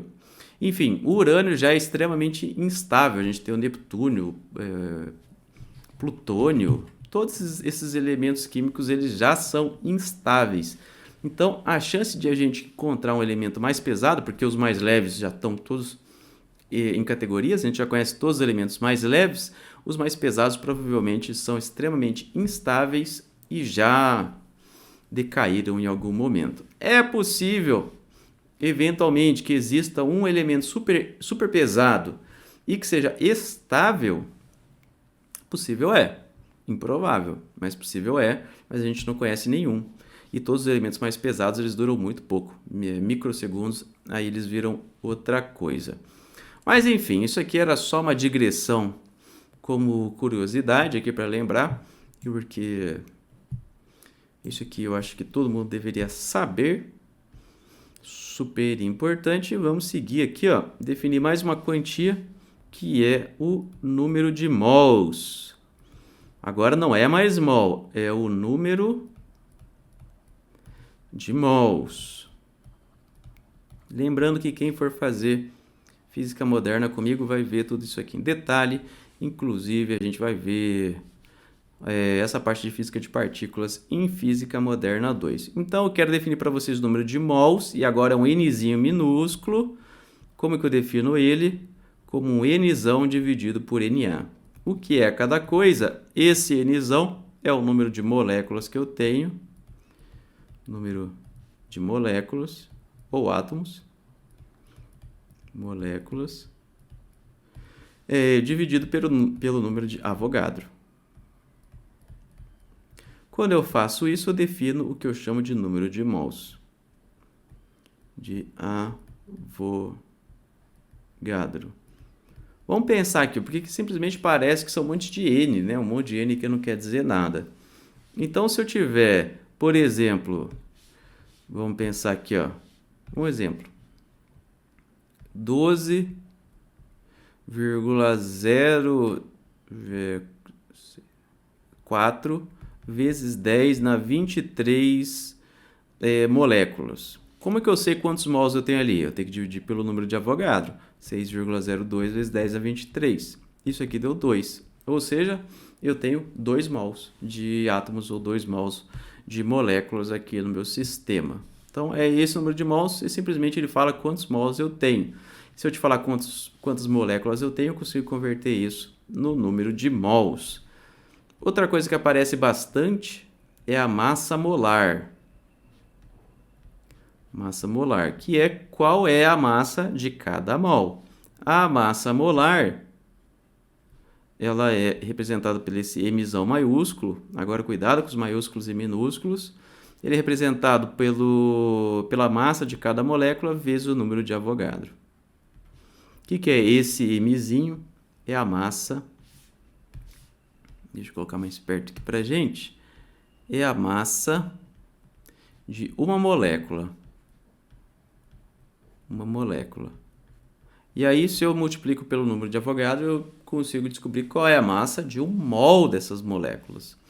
Então, esse aqui são algumas definiçõezinhas básicas. E vamos ver agora o que vem a ser um gás ideal para a gente definir a lei dos gases ideais daqui a pouquinho. Então, vamos lá. Gases ideais. Um gás, você sabe o que é. Você provavelmente no seu dia a dia aí, você tem uma ideia boa do que é um gás, né? São essas moléculas aí que não estão ligadas fortemente. Por exemplo, num líquido e num sólido, as moléculas estão ligadas mais fortemente do que num gás ideal. Mas para ser num gás, né? Para ser um gás ideal, além de ser um gás, obviamente, ele tem que ter algumas definições. Eu tenho que ter um número muito grande de moléculas. O número de moléculas muito grande. Muito grande. Mas apesar de eu ter um número muito grande de moléculas, ou seja, se eu tiver 10, 20 moléculas, aí não vale, não é considerado gás ideal. Por que eu quero definir o gás ideal? Porque no gás ideal eu consigo matematicamente descrever algumas propriedades que não vão valer para se for, por exemplo, um número muito pequeno de moléculas. Mas apesar de eu ter um número muito grande de moléculas, o gás ainda assim é rarefeito. Mas o gás é rarefeito. É rarefeito. O que isso quer dizer? Quer dizer que eu pego esse número muito grande de moléculas e coloco numa região grande. Então eles não estão comprimidos. Não está super comprimido esse gás. O gás é rarefeito. Que mais? Cada molécula individualmente desse gás obedece às leis de Newton. Então, mas isso aqui é a consideração que a gente vai fazer e, né? Não tem nada de especial nisso.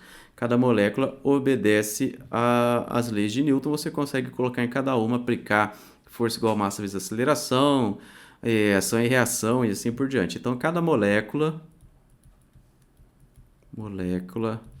individualmente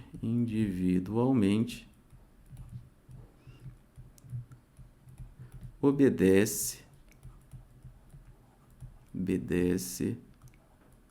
às leis de Newton. Mas apesar de cada molécula individualmente obedecer às leis de Newton, se a gente olhar o gás como um todo, a gente tem tantas moléculas que a gente diz que elas se comportam aleatoriamente. Então, mas como um todo, elas se comportam, as moléculas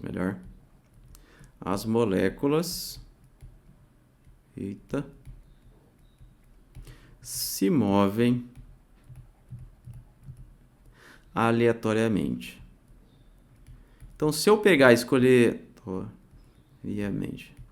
se eu pegar uma molécula só, eu consigo descrever o movimento dela utilizando as leis de Newton. Mas como eu tenho tanta molécula, o que acontece? Se eu olhar para o gás em si, parece que as moléculas estão se movendo aleatoriamente. Mas, de novo, se eu pegar uma só, eu consigo saber o movimento. Agora, se eu pegar todos, eu já não consigo. Outra coisa, para ser um gás ideal, todos os elementos têm que ser idênticos. Você não pode ter uma mistura aqui. Então, todas as moléculas são idênticas.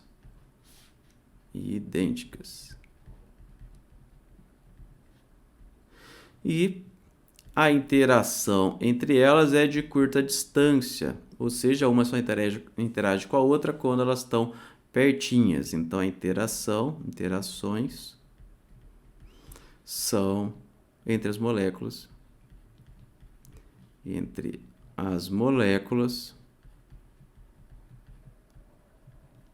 São de curta distância.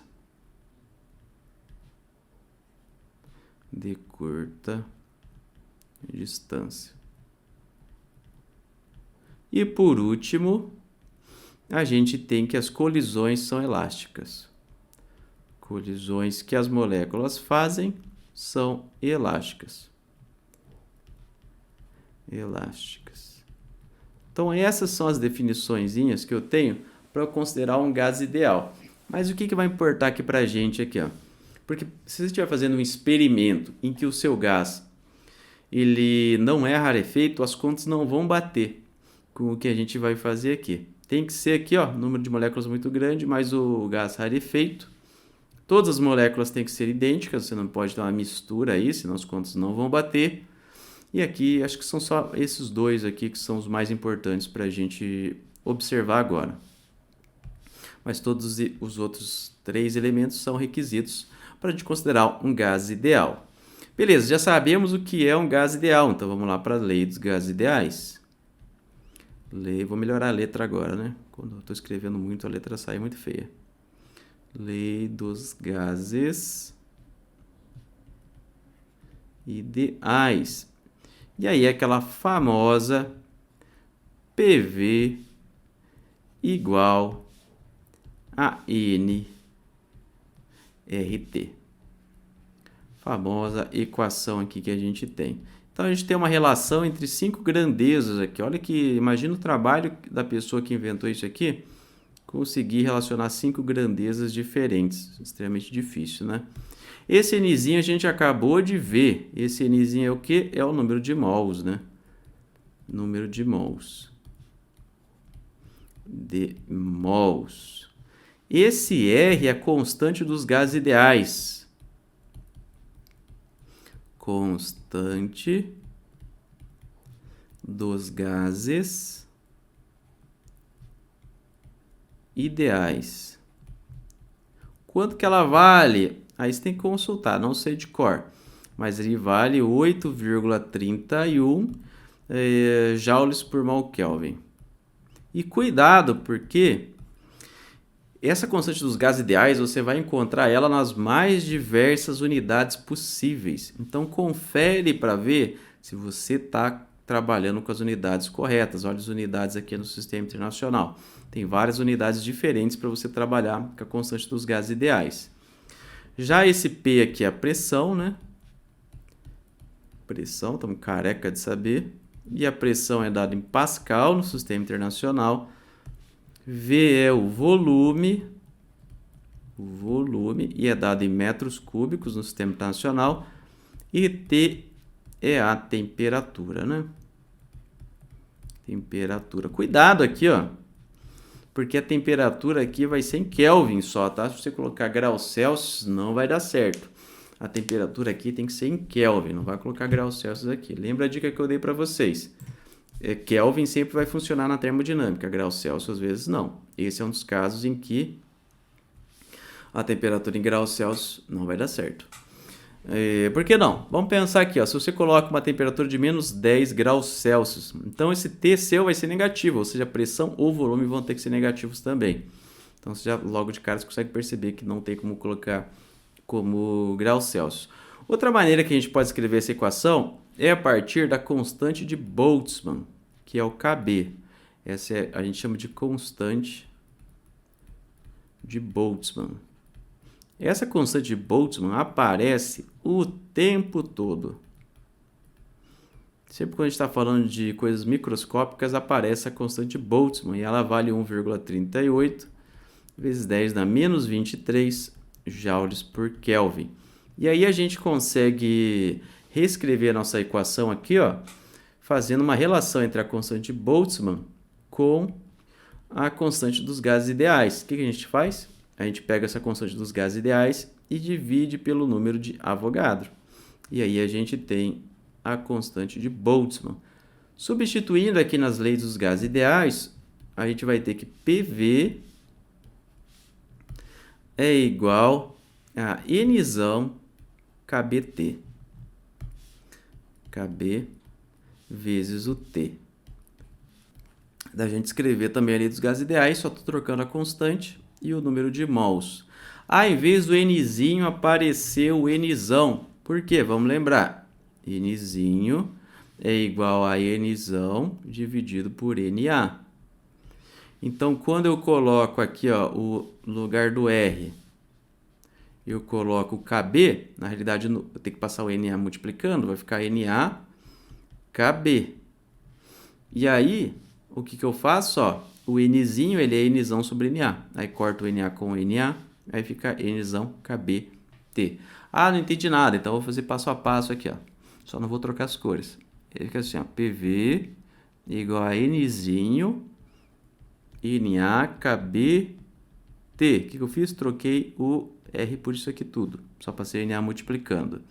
Só que Nzinho é a mesma coisa que Nzão sobre Na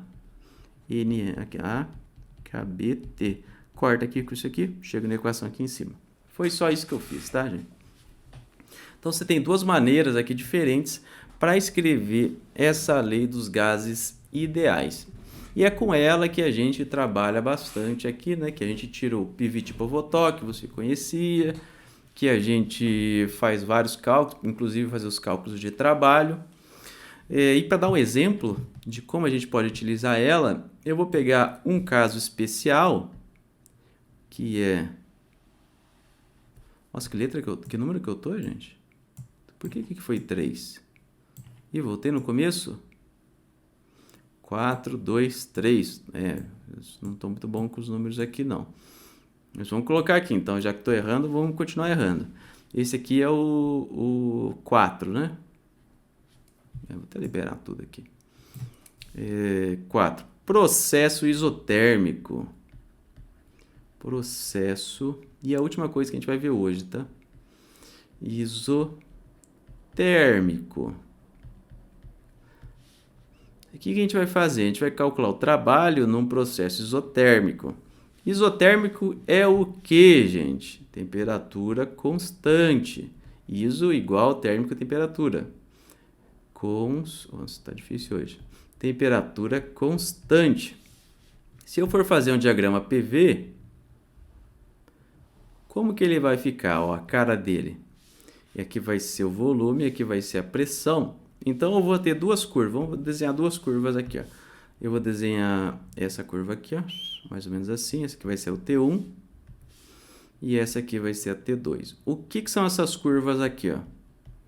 Basicamente, se eu manter a temperatura constante, quando eu aumentar o volume, por exemplo, de um gás, Aí a pressão vai caindo, né, conforme o volume vai aumentando, e não é uma linha reta. Ela faz essa barriguinha aqui. Cada uma dessas curvas em temperaturas constantes, a gente dá um nome especial para elas, a gente chama elas de isotermas. Então, cada uma dessas aqui é uma isoterma.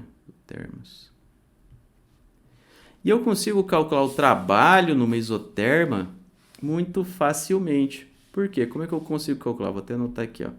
O trabalho em um processo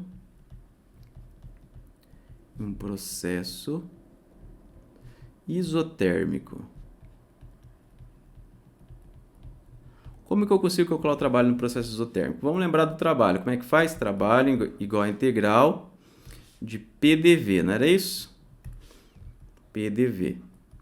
Mas eu sei que para um gás ideal, PV igual a NRT.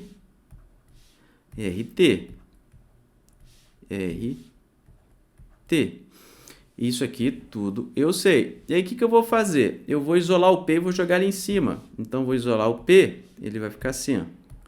Igual a NRT sobre V. Normal, né? Só passei o V dividindo. O que eu vou fazer agora? Eu vou pegar tudo isso aqui, ó. E eu vou jogar aqui no lugar do P, ó, porque ele vale P. Então, o trabalho nessa isoterma vai ser igual a integral de NRT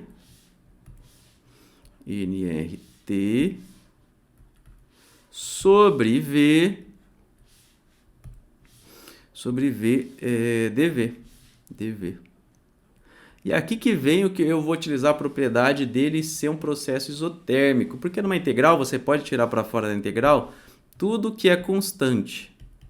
Então, por exemplo, o número de mols, se eu não mudo o número de mols, o mol é constante, ele sai para fora da integral. O R é uma constante sempre, ele sempre sai para fora da integral. No caso do processo isotérmico, a temperatura é constante também. E é essa a característica especial dela. Então, o T sai para fora da integral. Se não fosse isotérmico, eu não poderia fazer isso. Então, o NRT caiu para fora, fica dV sobre V. Lembrando que isso aqui vai do volume inicial até o volume final. Agora ficou fácil, né? Qual que é a integral de dV sobre V? ln de V. Se você não lembra disso, dá uma consultadinha ali na internet que você encontra. Então, isso aqui vai ser para a gente nRT, RT. Aí eu faço a integral, vai virar ln de V, onde V vai de V inicial até o V final. Então, eu posso substituir isso por nRT, que vai me multiplicar o ln de V final menos o ln de V inicial.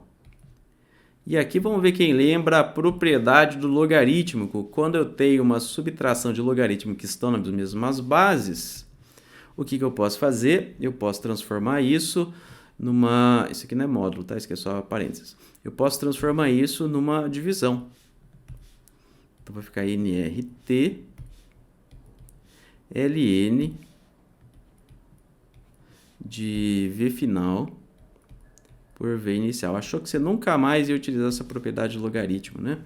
Tenho certeza que você pensa assim, mas olha só que surpresa, apareceu de novo. Então, o que a gente encontrou? Que o trabalho no processo isotérmico, o trabalho pode ser calculado simplesmente como nRT ln de V final por V inicial.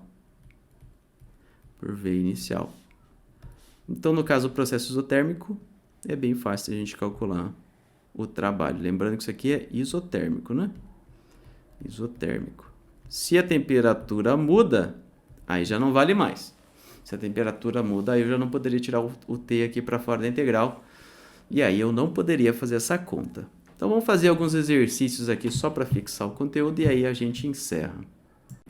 Esse aqui é o 1, mas ele é do capítulo 19, tá? Então, a gente viu o capítulo 18 e um pedaço do capítulo 19. Ele fala assim, ó, determine a massa em quilogramas de 7,5 vezes 10 a 24 átomos de arsênio, que tem massa molar de 74,9 gramas por mol. Então vamos traduzir aqui esse enunciado. Ó. Ele fala que tem massa molar de 74,9 gramas por mol. Quer dizer que em 1 mol de arsênio, quantas gramas eu tenho? Eu vou ter 74,9 gramas. Então, essa é a informação que ele dá para a gente aqui. Ó. Massa molar de 74,9 gramas por mol. Ou seja, em 1 mol, eu tenho 74,9 gramas. E aí, o que ele quer saber? Em 7,5 vezes 10 a 24 átomos, qual que vai ser a massa em quilogramas? Para fazer esse exercício, vamos fazer a boa e velha regra de 3, né? Porque, olha só, 1 mol são quantos átomos? 6,02 vezes 10 na 23. E esse 6,02 vezes 10 na 23 são quantas gramas? 74,9. Mas agora eu não quero mais 6,02, eu quero 7,5 vezes 10 na 24. Isso aqui vai me dar quantas gramas? Regrinha de 3 básica, né, gente? Vamos improvisar às vezes, que fica mais fácil de você entender. Então é mais fácil você traduzir ao invés de você tentar jogar em todas aquelas equações que a gente viu agora há pouco. Então, regrinha de 3, né? Multiplica cruzado, vai ficar aqui x vai ser igual a 74,9 vezes 7,5 vezes 10 na 24, dividido por 6,02 vezes 10 na 23. Se você faz essa conta, você encontra aproximadamente... coloquei uma vírgula sem querer. 933 gramas. E aí, ele quer a resposta em quilogramas, é só você dividir por 1000. Isso aqui vai dar pra gente 0,933 quilogramas. Então, é um exercício bem simples, só para mostrar para vocês que você não precisa se assustar. Isso ainda vale você ler o enunciado e tentar traduzir ele, utilizar a regra de 3, não tem problema. Vamos para o próximo. Esse último aqui é o 3 do capítulo 19. Ele fala assim para a gente, uma amostra de oxigênio com um volume de 1.000 centímetros cúbicos a 40 graus Celsius e 1,01 vezes 10 na 5 Pascal se expande até um volume de 1.500 centímetros cúbicos a uma pressão de 1,06 vezes 10 na 5 Pascal. Determine, letra A, o número de mols de oxigênio presentes na amostra e letra B, a temperatura final da amostra. Então, vamos anotar os dados que ele fala para a gente. Ó. Ele fala que a gente tem um volume inicial de 1.000 centímetros cúbicos. E isso aqui é a mesma coisa que 1 vezes 10 na menos 3 metros cúbicos, só fazer a conversãozinha. A temperatura inicial é igual a 40 graus Celsius. Vamos já converter para Kelvin. Isso aqui vai dar para a gente, vamos olhar quanto que dá. 313,15 Kelvin. E ele também fala da pressão inicial, que é igual a 1,01 vezes 10 na 5 Pascal, que já está no sistema internacional, então não precisa fazer nada. Então aqui são as condições iniciais. Ele também fala algumas coisas das condições finais. Ele diz que meu volume final é igual a 1.500 centímetros cúbicos, e isso aqui é igual a 1,5 vezes 10 na menos 3 metros cúbicos. A temperatura final, ele não me diz, é isso, né? Ele não me diz. E a pressão final, ele fala para a gente que é 1,06 vezes 10 na 5 Pascal. Então, são essas informações que ele dá aqui para a gente. E aí, ele quer saber na letra A qual é o número de mols de oxigênio presentes na amostra. Vamos lembrar lá da equação dos gases ideais. PV igual a nRT. E aí, tudo que eu tenho que fazer é isolar o Nzinho, né? Que é o número de mols. Então, vamos isolar o Nzinho. Isso aqui vai ser igual a PV sobre RT, né? Ah, mas qual P que eu uso se eu tenho o inicial e o final, qual V que eu uso se eu tenho o inicial e o final. Na realidade, você pode utilizar qualquer um deles. Você poderia tanto utilizar a condição inicial quanto a condição final, porque isso aqui sempre está valendo. Só que aí você tem que ser consistente. Ou você escolhe pressão inicial, volume inicial e temperatura inicial, os três ao mesmo tempo. Ou você escolhe pressão inicial, volume final. Ou você escolhe pressão final, volume final e temperatura final. Então você não pode misturar inicial com final. Mas se você colocar todos os iniciais, está valendo. Se você colocar todos os finais, está valendo. Eu vou colocar o inicial porque eu não tenho a temperatura final. Então eu não conseguiria terminar a conta, né? Então vamos substituir com a pressão inicial. 1, vou dar as mesmas cores aqui para você não se perder. 1,01 vezes 10 na 5, vezes o volume, que é 1 vezes 10 na menos 3, dividido pelo R. Quanto que vale esse R? Vamos lembrar, no sistema internacional ele vale 8,31. Qual que era a unidade mesmo? 8,31 Joule por mol Kelvin. Ah, mas você não sabe, professor, de cor a unidade? É claro que não. Quem que vai saber de cor essas coisas? Você só sabe de cor se você utiliza todo dia. Eu não uso todo dia. E a temperatura é 313,15. Ah, mas meu professor quer que eu decore as coisas. Então apresenta para ele um negócio chamado internet. Lá tem tudo. E sem você precisar decorar. Olha só que novidade. E aqui 3,88 a resposta, né? Vezes 10. Opa. Vezes 10 na menos 2, fazendo a conta, jogando na calculadora. Mol. Cuidado com a unidade aqui. Quero saber o número de mols, então esse é o número de mols. 3,88 vezes 10 a menos 2. Letra B. Qual é a temperatura final da amostra? Vamos escrever aqui agora sem as cores, senão vou ficar muito tempo fazendo. Mas vamos pensar aqui, ó. PV igual a nRT. Lembra que eu falei para você? Você pode ser consistente. Você pode colocar como inicial ou você pode colocar como final. Igual a nRT final. As duas estão valendo, tá? Não tem diferença entre as duas aqui. Quer dizer, tem diferença, mas não muda o resultado. O resultado é o mesmo. E aí, o que você pode fazer aqui, ó? Deixa eu só ver se não estou me cobrindo. Não estou. Você pode isolar o NR das duas. Então, vai ficar assim, ó. PI, VI sobre TI igual a NR e PF, VF sobre TF igual a NR. Repara que esses dois termos são iguais aqui, em ambos os casos. Então, eu posso igualar esses dois termos da esquerda também. Igualando esses dois termos da esquerda, eu vou ter que PI, VI sobre TI é igual a PF, VF sobre TF. Você provavelmente conhece a equação como PVT povotó. E aí, geralmente, você coloca o 1 e o 0, né, em vez de I e F. Mas o PVT povotó é daqui que vem, tá? É só de você perceber que se o número de mols é constante, você consegue aqui, ó, isolar o NR na direita e aí iguala os termos da esquerda. Mas o que a gente quer é a temperatura final. Então, vou isolar o TF dessa conta, é só passar ele multiplicando e esses dois termos aqui dividindo. E esse aqui multiplicando para lá também. Então, vai ficar assim, ó, TF igual a TI, PF, VF dividido por PI, VI. Aí só você substituir os valores. Quanto que são os valores aqui, ó?